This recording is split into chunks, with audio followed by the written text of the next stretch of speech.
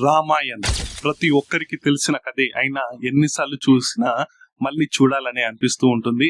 అలాంటి స్క్రిప్ట్, అలాంటి మూవీ రామాయణ్. అయితే రామాయణకి సంబంధించి ఒక ట్రైలర్ అయితే రిలీజ్ చేయడం జరిగింది మేకర్స్. సో అది ఎలా ఉంది ఏంటనేది కంప్లీట్ గా మన వీడియోలో మనం మాట్లాడుకుందాం. మీరు మాత్రం మన వీడియోని కంప్లీట్ గా ఎండ్ వరకు చూసే ప్రయత్నం చేయండి, లైక్ చేయండి, షేర్ చేయండి, సబ్స్క్రైబ్ చేయండి. సో మొదటిగా చెప్పాలి అంటే విఎఫ్ఎక్స్ ఎలా ఉన్నాయి ఏంటి అనేది. ఎందుకంటే కథ మనందరికీ తెలిసిందే, కథ ఈనాటిది కాదు, సీరియల్స్ రూపంలో, మూవీస్ రూపంలో మనం చాలా చూడడం జరిగింది. సో దీనికంటే ముందు ఆదిపురుష్ అని చెప్పి ప్రభాస్ గారు తీయడం జరిగింది ఓం రావత్ డైరెక్షన్ లో. సో ఆ మూవీతోని కంపేర్ చేసుకుంటే విఎఫ్ఎక్స్ చాలా అంటే చాలా బాగుంది. సో దానికి దీనికి పోలికే లేదు, నక్కకు నాగలోకానికి ఉన్నంత తేడా ఉంది. కానీ ఎలా అనిపించింది నాకు ఈ ట్రైలర్ అంటే, చూస్తున్నంతసేపు బాగానే ఉంది, విజువల్స్ బాగున్నాయి, చాలా గ్రాండ్ గా తీయడం జరిగింది, యాక్టర్స్ కూడా చాలా ఆప్ట్ అవ్వడం జరిగింది. రణ్వీర్ కపూర్ కూడా చాలా చోట్ల చాలా బాగా అనిపించిండు. ముఖ్యంగా చెప్పాలి అంటే యష్ కూడా, యష్ యాక్టింగ్ కూడా బాగుంది. కొన్ని సీన్స్ నాకు ఇబ్బందిగా కనిపించాయి, అంటే అంతగా అట్టొచ్చినట్లయితే కనిపించలేదు. బట్ కొన్ని సీన్స్ వదిలేస్తే రణ్వీర్ సింగ్ కానివ్వండి, యష్ కానివ్వండి, దాంతోపాటు మనకు సాయి పల్లవి కూడా సీత గారి క్యారెక్టర్ లో ఎలా ఉంటారు ఏంటనేది అని చెప్పి చూసాము. నాకు అంతగా ఆప్ట్ అనిపించలేదు సాయి పల్లవి, ఎందుకంటే తను మనకి ఇప్పటి వరకు చూసిన సీతా ఫేసెస్ ఏదైతే సీరియల్స్ లలో కానివ్వండి, మూవీస్ లలో కానివ్వండి, ఫొటోస్ లలో కానివ్వండి, అది కొంచెం రియలిక్ గా అనిపించలే. ఆ కర్లీ హెయిర్, ఆ ఫేస్ అంతా రియలిస్టిక్ గా అనిపించలే. But apart from that actress గా చాలా మంచి యాక్ట్రెస్. అది మూవీ రిలీజ్ అయిన తర్వాతనే మనకు తెలుస్తుంది. ఇక రకుల్ ప్రీత్ సింగ్ సూర్పనకగా చేయడం జరిగింది. రకుల్ ప్రీత్ సింగ్ ఫేస్, హావభావాలు ప్రతి ఒక్కటి చాలా బాగా ఆప్ట్ అయినట్లుగా అనిపించింది. అండ్ క్లైమాక్స్ లో వచ్చే ఫైట్ సీక్వెన్సెస్, ఏదైతే కుంభకర్ణుడు నిద్ర లేచి వస్తాడు చూడండి, అది చాలా అంటే చాలా బాగుంది. ఎస్పెషల్లీ ఆదిపురుష్ చూసిన వాళ్ళకి ప్రతి ఒక్కరికి అదే గుర్తొస్తూ ఉంటుంది. అంటే ఈ మూవీ ట్రైలర్ చూస్తున్నంత సేపు మనకు ముఖ్యంగా గుర్తొచ్చేది ఆదిపురుష్ మూవీ. ఎందుకంటే అది చూసిన తర్వాత అది ఎలా తీయకూడదు అలా తీయద్దు అన్నట్లుగా ఆదిపురుష్ కనిపిస్తుంది. దాంతో కంపేర్ చేసుకుంటే చాలా బెస్ట్ గా, చాలా మంచి అవుట్పుట్ గా మనకైతే కనిపిస్తుంది. కానీ నాకు కొన్ని చోట్ల బాగా ఓవర్ విఎఫ్ఎక్స్ అయిపోయింది అన్నట్లు కూడా అనిపించింది.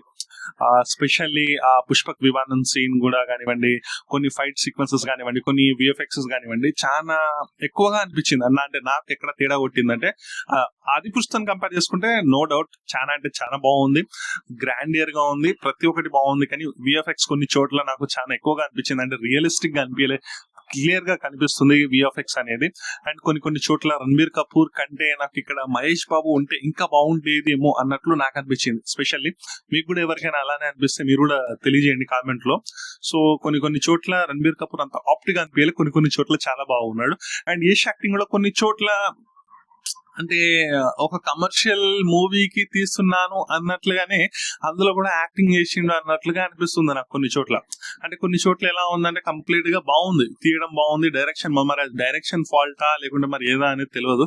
కొన్ని చోట్ల అంటే రావణాసుడు ఎంత భయంకరంగా ఉంటుందో, ఎంత పవర్ఫుల్ గా ఉంటుందో అది చూపిస్తూనే కొన్ని చోట్ల కొన్ని సీన్స్ మీరు చూడండి.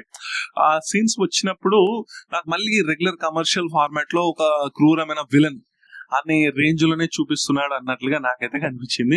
సో ఇవి ఈ 2-3 పాయింట్స్ ముఖ్యంగా చెప్పాలి అంటే. ఒకటి విఎఫ్ఎక్స్ కొన్ని చోట్ల బాగా ఓవర్ గా కనిపించాయి, అది విఎఫ్ఎక్స్ గా క్లియర్ గా కనిపిస్తుంది. అలా కాకుండా ఇంకా న్యాచురల్ గా తీస్తే బాగుండేది అన్నట్లు అనిపించింది.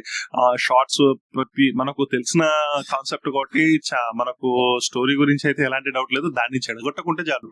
ఆదిపురుష్ లో ఎలాగైతే చెడగొట్టడం జరిగిందో అది చెడగొట్టకుండా తీస్తే చాలు. అండ్ విఎఫ్ఎక్స్ కొంచెం ఎక్కువ. అండ్ కొన్ని చోట్ల రణ్బీర్ కపూర్ కానివ్వండి, యష్ కానివ్వండి, కొన్ని చోట్ల అంతగా ఆప్ట్ అవ్వాలి. అంటే యష్ ప్రతి దగ్గర ఆప్ట్ అయ్యింది, కానీ కమర్షియల్ విలనిజం, ఒక క్రూరమైన విలన్ అన్నట్లుగా కొన్ని సీన్స్ లో 1-2 చిన్న క్లిప్స్ ఉన్నాయి కదా, అక్కడ నాకు అనిపించింది. అది మూవీ చూసిన తర్వాత పర్స్పెక్టివ్ చేంజ్ అవుతుందేమో, బట్ కొన్ని సీన్స్ చిన్న సీన్స్ అనిపించింది. అటు రణ్బీర్ కపూర్ కొన్ని చోట్ల ఇంకా అంటే రణ్బీర్ కపూర్ కంటే మహేష్ బాబు ఉంటే ఇంకా బాగుండేదేమో అన్నట్లు నాకు అనిపించింది. అండ్ సీత క్యారెక్టర్ లో మంచి యాక్ట్రెస్ సాయి పల్లవి, కానీ తను కాకుండా ఇంకేదైనా యాక్ట్రెస్ ఉంటే బాగుండేది అన్నట్టు అనిపించింది. బట్ స్టిల్ సాయి పల్లవి మంచి యాక్టర్స్ కాబట్టి మూవీ వచ్చిన తర్వాతనే మనం చెప్పగలుగుతాం. సో ఇది గైస్ నాకు ఇలా అనిపించింది. ప్రతి ఒక్కటి చాలా బాగుంది.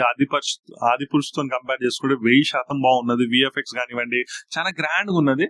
సో చూస్తే డెఫినెట్ గా మన ఇండియన్ ఆడియన్స్ దీన్ని బ్రహ్మరథం పట్టడం ఖాయం. ఎందుకంటే ఆది పురుష్ అంత డిజాస్టర్ స్టాక్ వచ్చినా కూడా 300 కోట్లకు పైగా 400 కోట్లకు పైగా గ్రాస్ వచ్చిందంటే దానికి రీజన్ సో మనకు తెలిసిన కథ, మన ఇండియన్ కథ, మన పురాణాల కథ కాబట్టి దానికి రావడం జరిగింది. సో ఇది కూడా డెఫినెట్ గా దేవతల కథ కాబట్టి, దేవి దేవతల కథ కాబట్టి డెఫినెట్ గా వస్తుంది. ఇండియన్ మూలాలు ఉన్నాయి కాబట్టి వస్తుంది. ప్రతి ఒక్క సిటీ నుంచి మంచి కలెక్షన్స్ అయితే వస్తాయి. దాన్ని చెడగొట్టకుండా తీస్తే ఇంకా బాగుంటుందని నా ఒక ఒపీనియన్. ఫైనల్ గా మూవీ చూసి దీని గురించి అయితే మనం మాట్లాడుకుందాము. సో ఇది గైస్, ఇది మీకేమనిపించింది వీడియో గురించి, మీకు నచ్చిందా? సో నా అనాలిసిస్ తోని మీరు కూడా ఏకీభవిస్తే ప్లీజ్ మీరు కూడా లైక్ చేయండి, షేర్ చేయండి, సబ్స్క్రైబ్ చేయండి అండ్ మీ ఒపీనియన్స్ కూడా కామెంట్ రూపంలో తెలియజేయండి. ఈ వీడియోకి ఇంతే గైస్. నెక్స్ట్ వీడియోలో మనం మళ్ళీ కలుద్దాం. అంతవరకు bye bye friends, signing of.